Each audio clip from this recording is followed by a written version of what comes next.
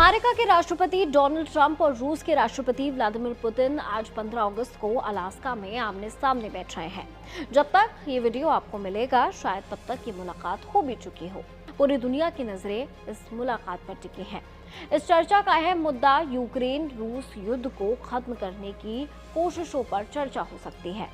लेकिन इस बैठक की एक खास अहमियत भारत के लिए भी है, क्योंकि रूस से तेल खरीद के मुद्दे पर ट्रंप हाल के महीनों में भारत पर लगातार दबाव बनाते रहे हैं।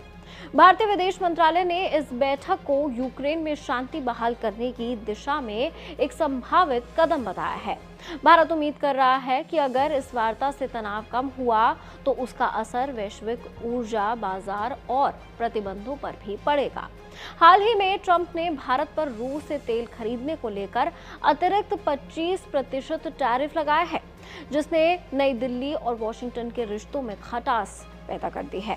ऐसे में इस मुलाकात का परिणाम भारत के लिए अहम हो सकता है। अगर यूक्रेन युद्ध में कोई समाधान निकलता है तो रूस पर लगे प्रतिबंध कम हो सकते हैं। ये भारत के लिए राहत की बात होगी, क्योंकि भारत की ऊर्जा जरूरतों का बड़ा हिस्सा रियायती रूसी कच्चे तेल से पूरा होता है।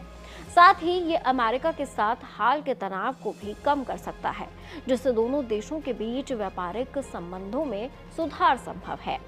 रूस यूक्रेन युद्ध में भारत का रुख हमेशा संतुलित रहा है। एक ओर रूस के साथ दशकों पुरानी रणनीतिक और रक्षा संबंध है, तो दूसरी ओर अमेरिका और यूरोप जैसे साझेदारों से भी करीबी रिश्ते बनाए रखना भारत के लिए जरूरी है।